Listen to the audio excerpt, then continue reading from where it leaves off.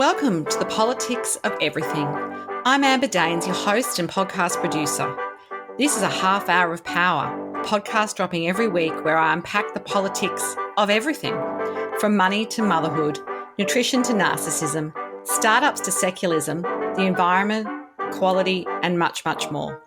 Our guests are seasoned in the field or topic of their choice, even if you've not heard of them yet. This is a non-partisan show.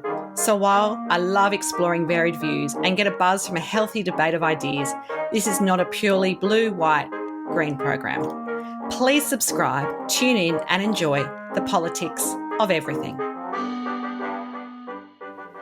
I'm always in awe of designers and architects who actually create tangible projects that stand the test of time and make communities come together, whether that be in the form of sky-high buildings, bold bridges, or public artworks that often harmonise and reflect where we live and how we work in that neighbourhood.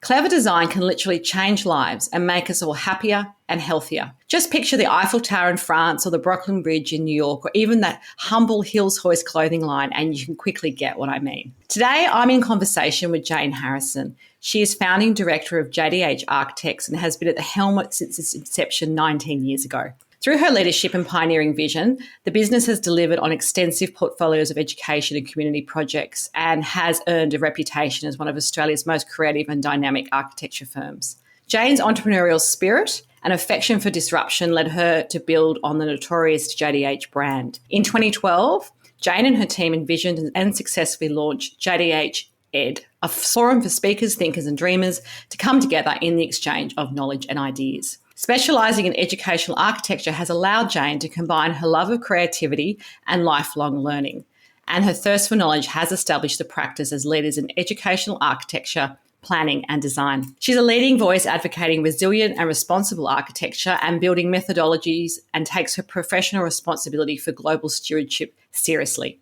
Believing in a better way to practice her profession, where people and the environment are the cornerstone of good design, she looks towards long-lasting solutions that support a responsible and resilient, thriving future, the built environment and the communities they serve.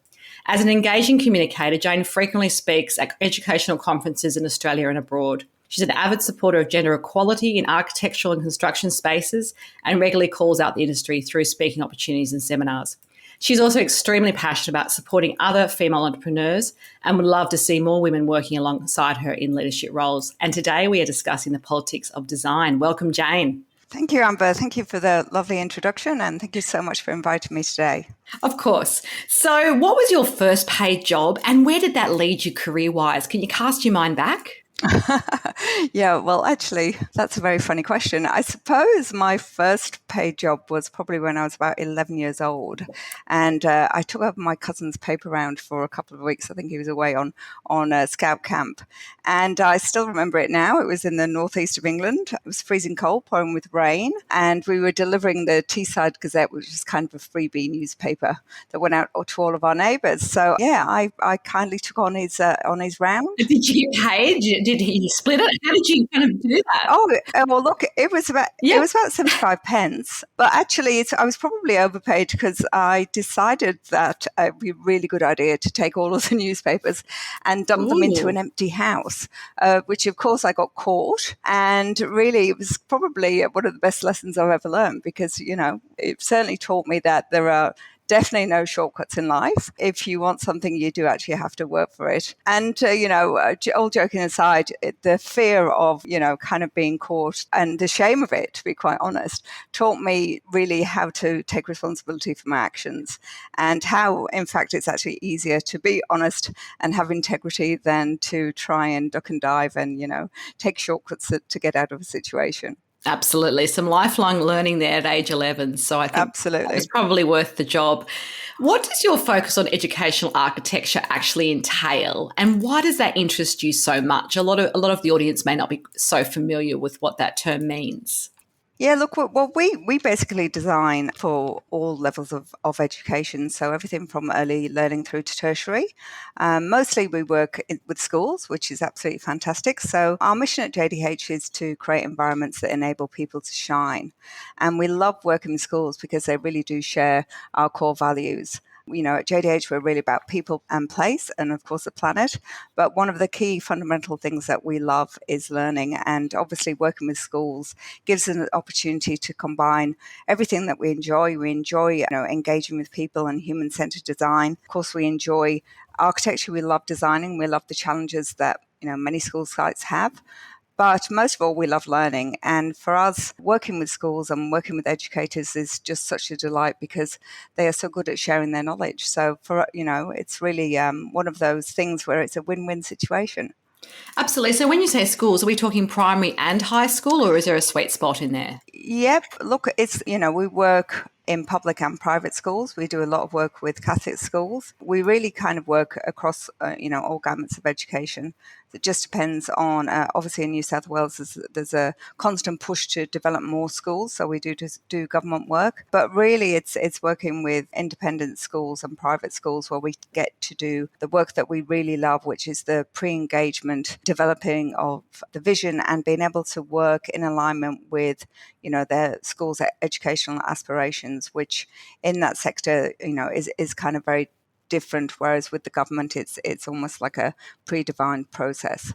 Great. So what's some of the biggest errors you think people generally make when it comes to designing a statement building? Because, obviously architecture is there usually for the long haul or at least a number of decades. And then, of course, then bringing that to life, because it's all very well, I imagine, to have your fancy CAD drawings and, your ideas and even your little models. I love those little models that they often show you in display centres and councils and so forth. But what are some of those rookie errors that people can make when they're not sort of as conscious as you are of all the elements that's involved? And as the architect, what role do you play in that process to make sure that it's not just fit for purpose, but it's bigger than that and better than that? Well, Amber, I actually love this question because, for me, I think I set up my practice so that I would be a, anti-statement building architect.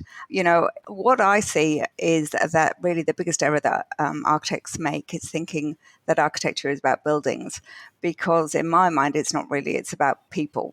Architecture is about raising people up, not just people and communities, but actually, really society as a whole. And when you ask me to talk about statement buildings, I quite easily shy away from it, maybe. Yeah, but it's also as well. It's really about how in Australia we see that and how those buildings are built and procured and by who. If we were to compare, for example, Australia with Europe, we really do have a lot to learn when it comes to creating places and buildings that are community based and that will actually, are being built for the well-being and good of everybody. So, for example, if we were to look at the Sydney football stadium, and I was just looking at this morning, you may or may not know that it's actually currently being rebuilt. Oh, yes, and, very well. Yeah. We are big Sydney FC fans. Yeah. So we are just waiting for that stadium. So you'll know the old stadium, Amber, compared to the new one. Do you feel like the old one is very much different? I think it is. I mean, I think because it was there for so long, there was some sort of attachment to it in a way, because it was growing up, it was always there. Yeah.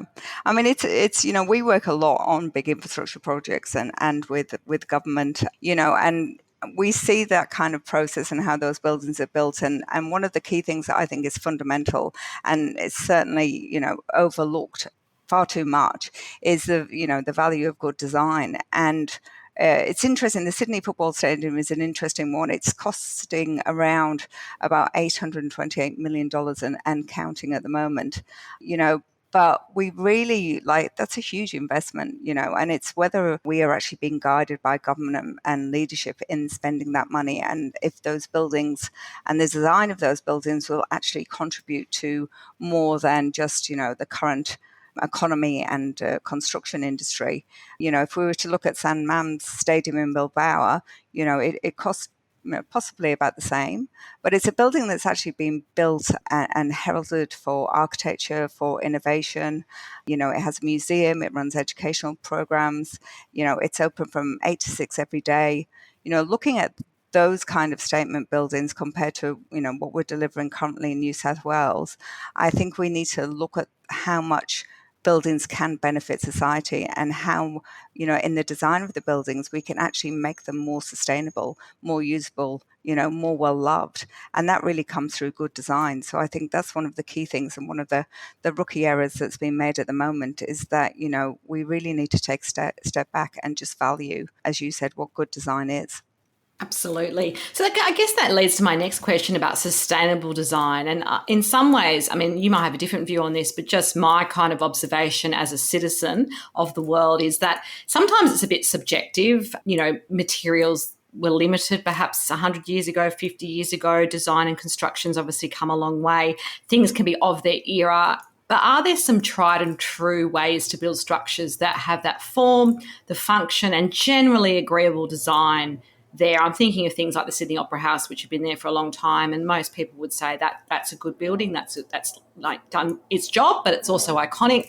Or a structure like Barangaroo in Sydney, which is much more modern, is kind of mixed use buildings because it's a bit of play and a bit of residential, and then a little bit of I guess a hotel, which is for the elite, for example. And then I'm thinking of even the Docklands in London, which when I was living in London all those years ago was quite controversial, redeveloping what was really essentially a sort of working class area into a lovely wharf for a bunch of investment bankers. So are there some things in there which kind of harmonise people on this, or how do you really get to that sustainability piece quickly? I think the Opera House is a really good example. We always say that the most sustainable building is a building that's never been built. What people don't actually recognise when it comes to sustainability, there's a huge shift in mindset that we need to make to really educate people to understand that sustainable buildings aren't buildings with photovoltaics or water tanks. About 39% of Australia's emissions is created by the built environment, and interestingly enough, about 90% of a building's emissions in its lifetime are actually caused by building the building. So if we were to take something like the Opera House, it is hugely sustainable because of its longevity. I mean, could you imagine anybody saying that they would, let's knock down the Opera House and rebuild it? It's going to be there for literally, certainly our lifetimes and hopefully hundreds of years to come. And again, I think that turns back, we need to look back at why that is. And it's because of, the innovative approach that was taken to its design. And, buildings that are well designed, that have longevity, are inherently sustainable. But I think, moving forward, there are so many different ways and changes in the way that buildings are constructed, how they operate, the technology that we can use and implement, even in the design process, that, the long-term lens, really, we need to be focusing on buildings that are not just less bad for the environment, but actually positively contribute to reversing climate change. For example, what are you thinking? Sort of, grey water systems? Are we talking solar panels? What sort of tangible aspects are we talking about here? Look, I think everything, if you think about anything in life that's important, it really is a series of connections and things that come together in a holistic way. At JDH, there's a system that we use called the Living Building Challenge, and that actually describes architecture and development, in a series of petals. So it's quite a lovely kind of analogy, really. So they look at, how is the building's site selected? So is a building, building on a brownfield site, which is a site that was already had a building on, is less environmentally damaging than building on a greenfield site. Looking at if you're building on a site, how are you actually affecting the local waterways?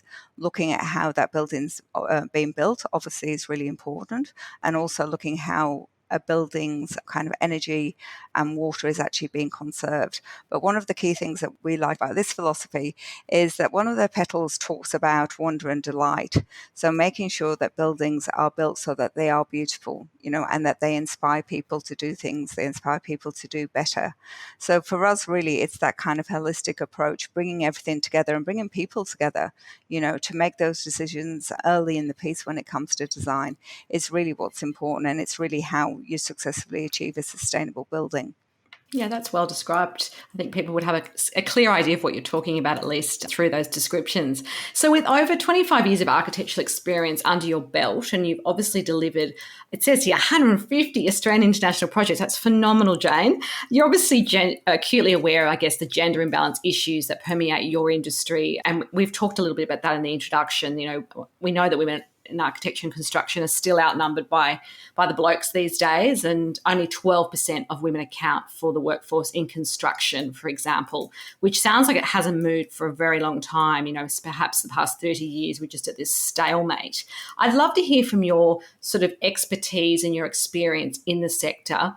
What is it that you think would need to happen and to shift the dial on this dramatically so that there's more gender equality and people don't just kind of come into the industry and leave the industry as well? Like, I think about some of the sectors that I consult with, and, for example, banking and financial services and legal, they're getting better. But a lot of people, particularly women, once they have children, they can't be the leader anymore because the hours are too demanding or it's not flexible enough for their lifestyle. So what are some of the things that you think of that would actually encourage more women to want to trailblaze, if you like, and change this balance?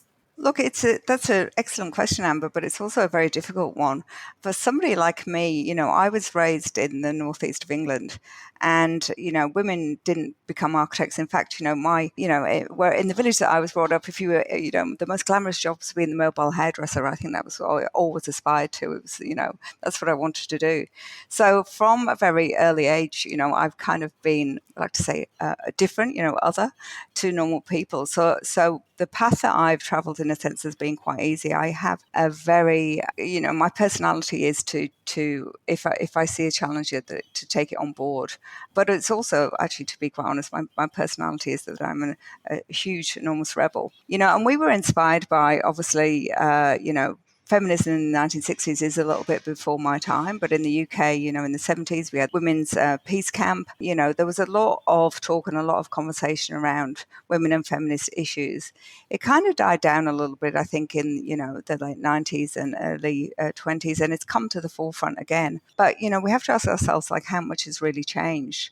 I think the way that architectural practices and knowledge is structured is very masculine. And, that is one of the reasons that I set up JDH. Traditional architecture practices are, have a look, Google architecture practices in Sydney, and it's always three initials, which is why I chose three initials. Unfortunately, they're all mine.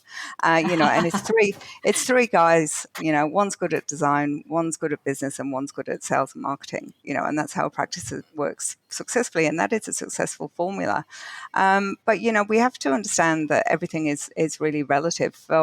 For me, things, the way that I see my life, is obviously improving and better, but it's really come from having personality that has always said, I'm not going to take that. I'm going to stand up, and these are my principles. If you don't agree with them, I was going to say, I won't swear, but that's normally what I do. So, but, we're seeing great women doing that now. We're seeing so many women standing up, even my own daughters, they really, really don't take any nonsense from anyone. And they are...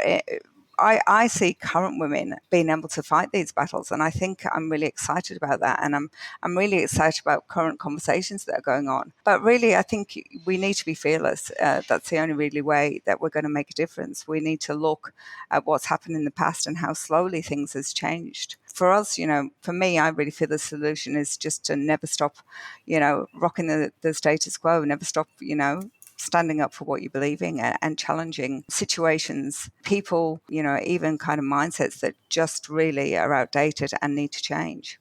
Absolutely. So who is your favourite architect and why? And I imagine this might be quite a challenging question, or it might not be. Oh, look, it is an absolutely challenging question for numerous reasons. One is that I'm, as an entrepreneur, I change my mind every day. I'm always looking for something new. But one architect that really has inspired me is a woman called Sarah Wigglesworth, who is an architect in the UK. Now, some of you might have seen the grand design she did quite a few years ago on her house, which is in Islington, and it was constructed from hay bales. Oh, I remember that Yeah, one. do you remember that? So yeah, Absolutely. she's very well known for that, but actually her architectural scope and spectrum is far beyond residential. The scale of her work is similar really to ours, and she has always championed, meaningful, resilient and sustainable design since the early 90s. So, I love her because she's not only an outstanding architect, she really is a woman of principle and action, and, somebody that I admire. Great. Well, that was excellent because it was someone I hadn't heard of until you mentioned the hay bales.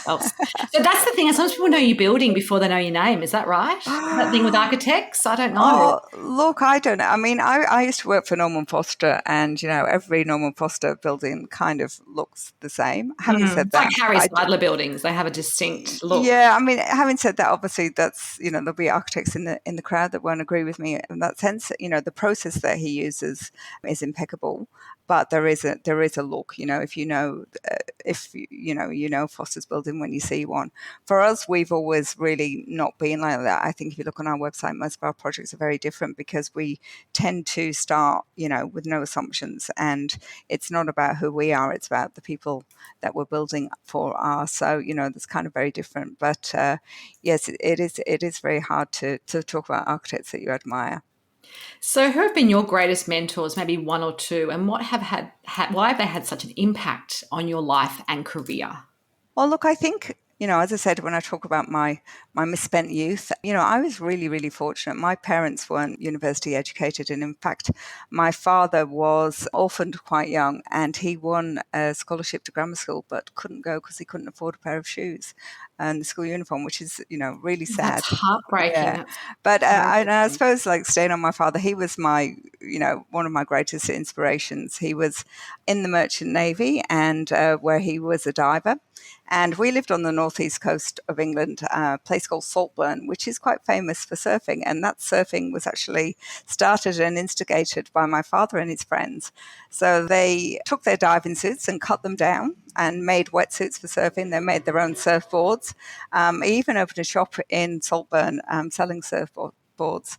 And this was when I was about 5 or 6, and you have to understand how out there this was, and, but he's also a guy, he wasn't a hippie, he was a guy who didn't really like any fancy food, very kind of straightforward, very northern, and really my life as a child taught me that I could be whoever I wanted to be and do anything that I wanted to do.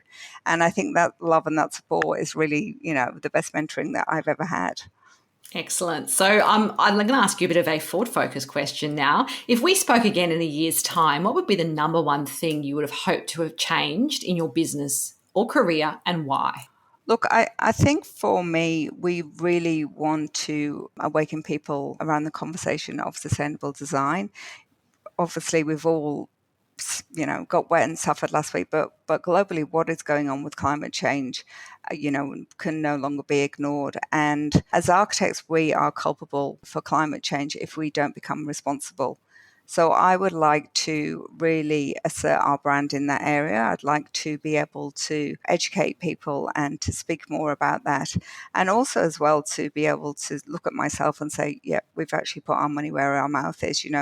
As an architect, it's very difficult to change the conversation around sustainable design. People often see it in a very short-sighted view, feel that it's too expensive, something that they can't afford, something they will come back to if they have the money at the end of the project, and we really need to, and we do already, but we really need to hone our skills to make our clients understand that there is a long-term view and a long-term perspective and a long-term value to sustainable design, and be in a position where we can walk away and say, no, I'm sorry, but your values and our values don't align. You'll need to go to another architect. But hopefully, more architects will be taking the same stance that we are, and they definitely are, so that we can, as I said, produce architects that are positive in regards to climate change and really try and put ourselves and the world in a better place than it is now. A final takeaway message for all of us today on the politics of design. I would say speak out, stand up, and be proud. Great. Oh, and if all else fails, just be so bloody brilliant and hardworking they can't ignore you. Oh, I love that. It sounds like a real Northern England thing to say. I love your accent. I love my Northern London friends. I just love that sound. So it's been an absolute pleasure to chat to you today. If you do want to connect further with Jayne Harrison and find out a bit more about her and what her practice does, there are some details on the show notes. Until next time, take care. Thanks so much for listening today. If you've enjoyed the politics of everything, I thrive on your feedback. So please add a short review and share the podcast with your network through Apple, Spotify, and all the usual suspects. I'm always on the hunt for new and diverse guests, so if you or someone you know has a fresh idea you're busting to get out there, please email me at amber@amberdanes.com and my crew will get back to you very soon.